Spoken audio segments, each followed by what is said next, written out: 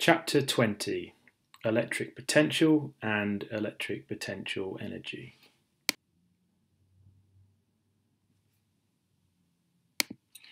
Here is an overview of Chapter 20. We will first talk about electric potential energy and the electric potential. We will then talk about the role of energy conservation in the context of electric potential energy. We will then talk about the electric potential of point charges, move on to equipotential surfaces and how we relate these to the electric field.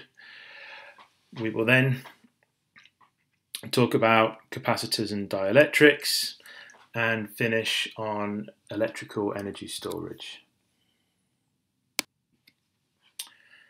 Just as the gravitational force, the electric force has a potential energy associated with it.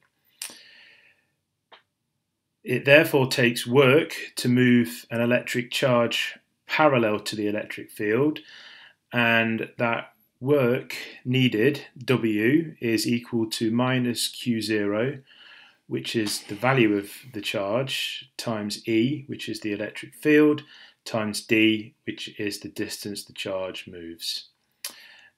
As usual, the change in potential energy is the negative of the work done by the field, which means that delta U, which is the change in the potential energy, will be equal to Q times E times D.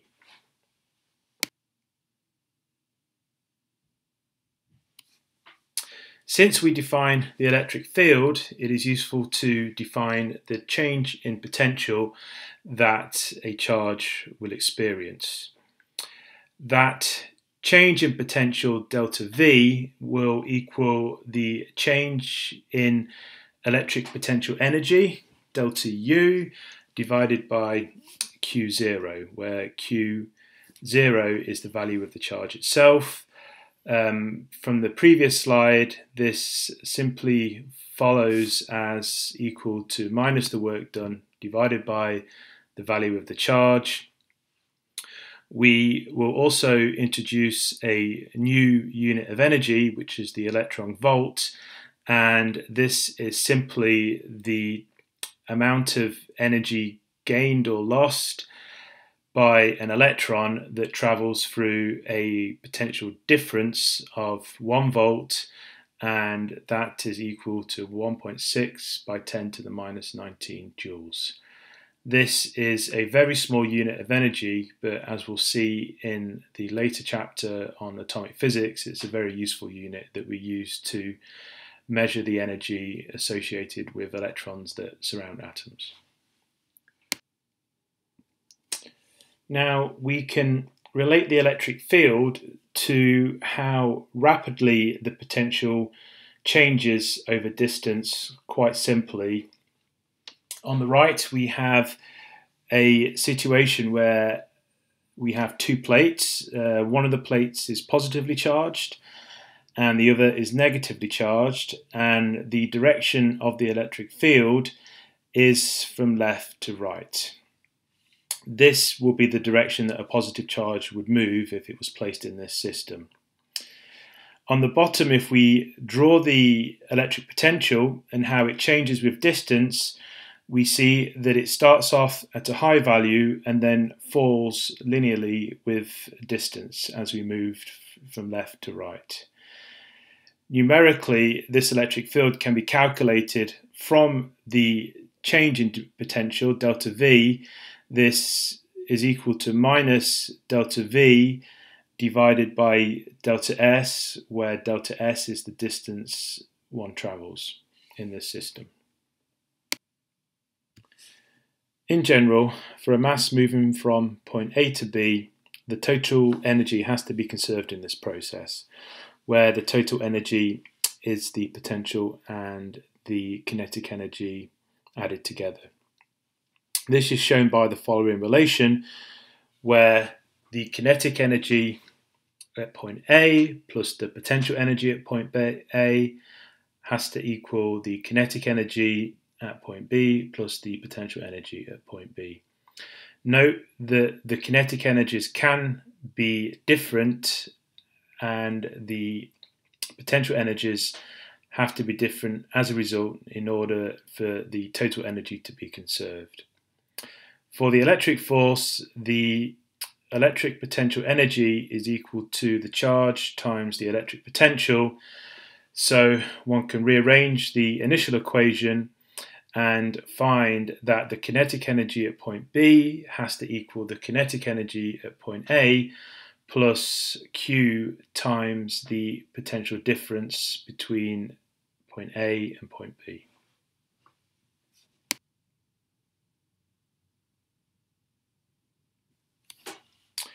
Going back to our initial definition of the change in electric potential, which is equal to the change in electric potential energy divided by the value of the charge that experiences this change in electric potential energy. These changes are simply the final values minus the initial values. Now, for a free charge in an electric field, this will always move to the region of lowest potential energy, and in this case, delta U has to be negative. This means that positive charges accelerate in the direction of decreasing electric potential, since delta V has to be negative, and negative charges will accelerate in the direction of increasing electric potential, since delta V has to be positive as Q is negative in order for delta U to be also negative.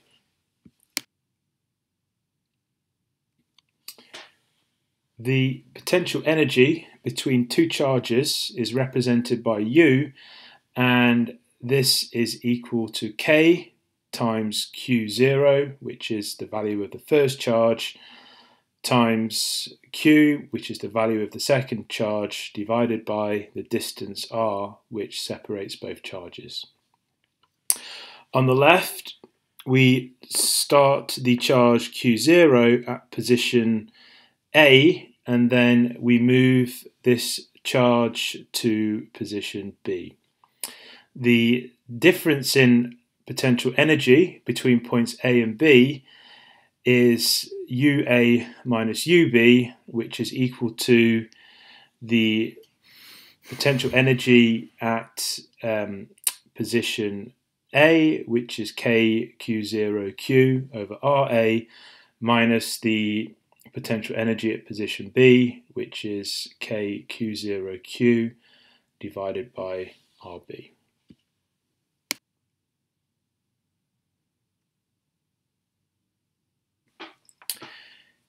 If we look at our previous relation between electric potential energy and electric potential, we can therefore define the electric potential, which is represented by V, as equal to K times Q, which is the charge that is generating the electric potential, divided by R, which is the distance you are away from the charge.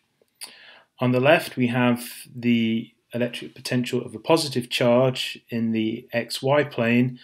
The charge is positioned at an x coordinate of 0 and a y coordinate of 0, and we can see as we get closer to the positive charge, the electric potential continues to increase. On the right, we have the same situation for a negative charge. In this case, because of our definition, we find because the charge is negative, the potential will decrease and get more negative as you get closer to it.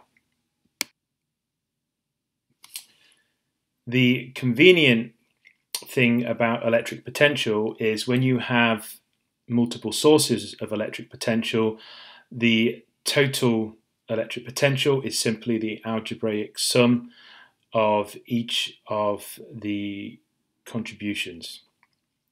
Here we have an example where we place a positive charge at position 0 on the x-axis, and we position a negative charge, which is twice as negative as the charge at 0 is positive at a position of 1 meter away from 0.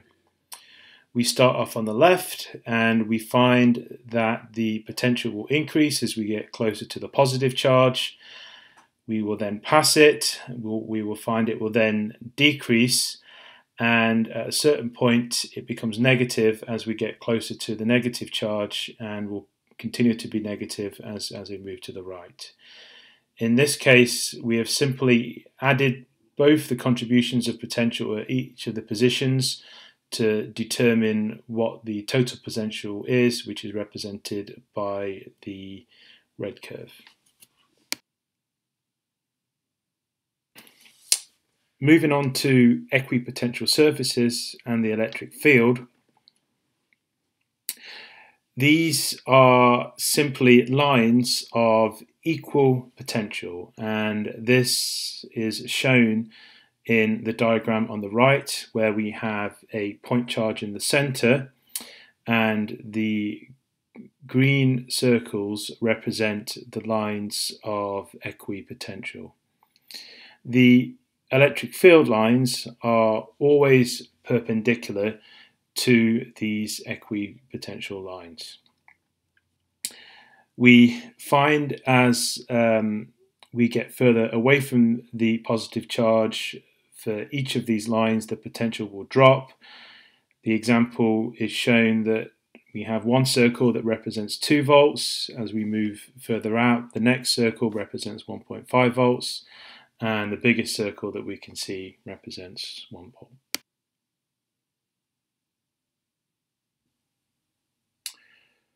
For 2-point charges, we can draw the electric field lines and the equipotential lines. On the left, we have 2 positive charges, and we can see that the equipotential lines will always be perpendicular to the electric field lines. On the right, we have a positive and negative charge. The green lines will represent equipotential lines of positive potential, and the orange lines are of negative potential, and again we can see that they are always perpendicular to the purple field lines.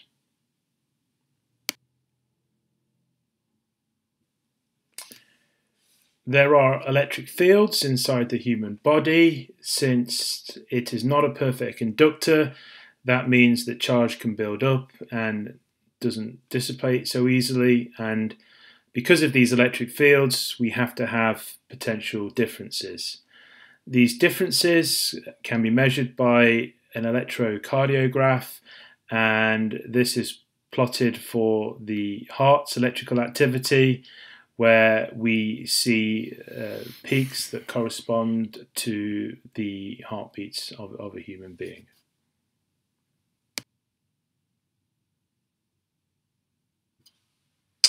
Moving on to capacitors and dielectrics. A capacitor is 2 conducting plates separated by a finite distance. Here we have a diagram. One of the plates will be positively charged and the other will be negatively charged. The magnitude of the positive charge on one plate will equal the magnitude of the negative charge on the other plate. They are separated by a distance d, and they will both have a surface area which is the same, and this is represented by A.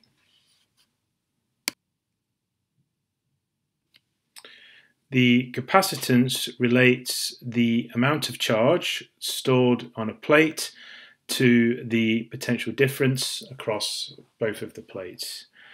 It is represented by C, and it is equal to Q, which is the magnitude of charge on one of the plates, divided by V, which is the potential difference between each of the plates. It has an SI unit of Coulomb per volt, which we usually write as Farad, which is named after the physicist Michael Faraday. A simple type of capacitor is the parallel plate capacitor. It consists of two plates of area A separated by distance d, which, similar to before, the magnitude of positive charge on one of the plates will equal the magnitude of negative charge on the other plate. By calculating the electric field created by the two sets of charges, we find the capacitance of a parallel plate capacitor is equal to epsilon 0, which is a constant, times by A, which is the area of one of the plates, divided by D, which is the distance that separates the plates. This therefore can be defined completely in the geometric properties of the capacitor without one having to measure the potential difference or the charge on each plate. The simple relation for the parallel plate capacitor actually gives us general properties that are common to all capacitors. The first is one can increase the capacitance by increasing the size of the plate, since that will increase the area, and the capacitance is proportional to the area. The second property is the capacitance will decrease as the separation increases. We can see from the relation that as D gets bigger, C will have to get smaller.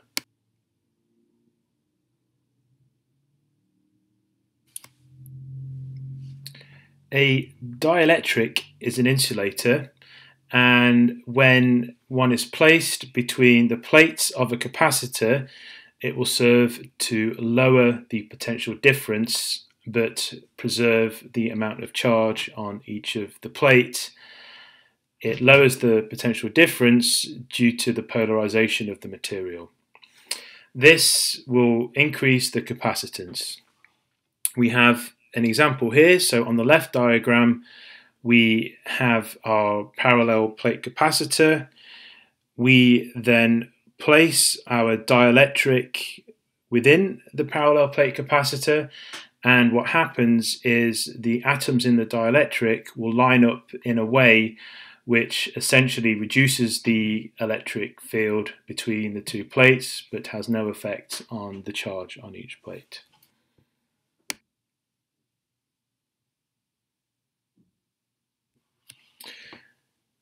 As mentioned, the polarization of the dielectric results in a lower electric field. This new field is given by dividing the original field, which is E0, by the dielectric constant, which is kappa. If we lower the field, we have to lower the potential difference. Therefore, the capacitance, which is the charge over the potential difference, will increase by a factor kappa. So our new capacitance will equal kappa times the original capacitance.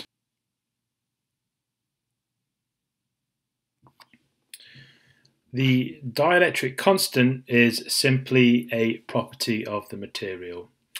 Here are some examples. We can see that it takes a value of 80 for water, then gets smaller for the other materials. Paper has a value of 3.7, air has a value just above 1, and a vacuum, as we expect, has a value of exactly 1, because we do not expect it to influence the capacitance at all, because there are no atoms to polarize in a vacuum.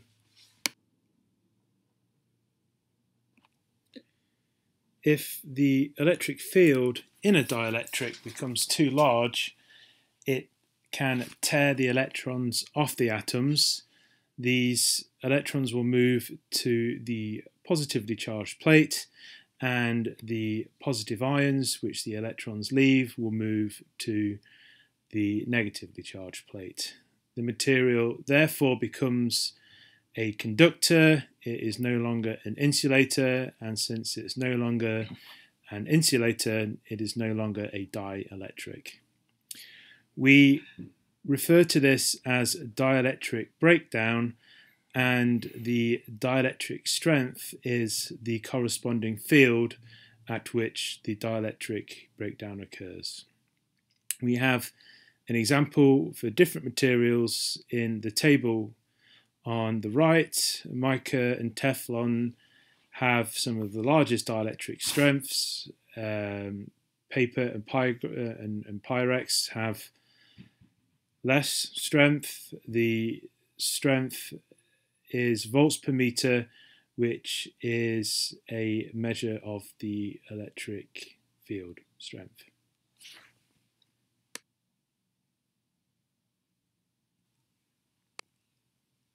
The final topic will be electrical energy storage.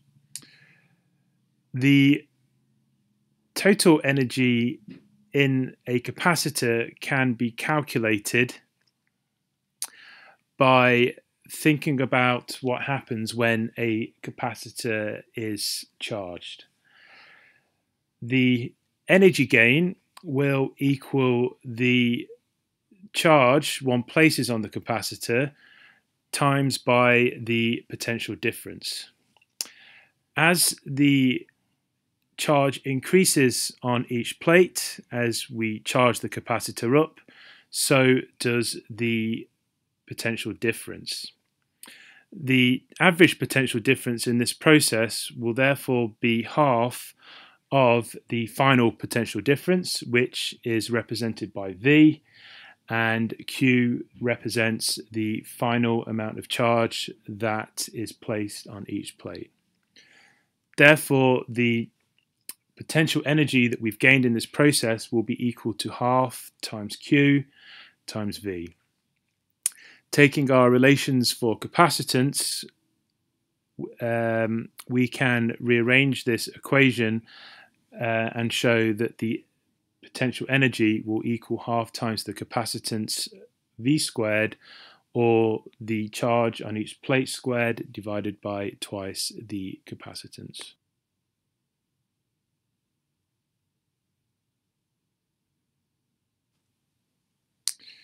The energy stored in this capacitor can be put to a number of uses.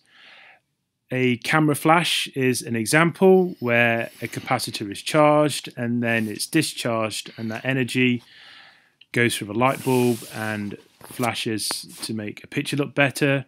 A cardiac defibrillator is another example where stored electrical energy is discharged into somebody's body in order to revive them if their heart stops beating. Capacitors themselves are in many, many more electrical devices that we use today, and they perform an essential task in those devices. Now, if we take this stored energy and we divide it by the volume of the capacitor, this gives us the energy density. It is equal to half times epsilon zero, which is a constant, times E, which is the electric field, squared.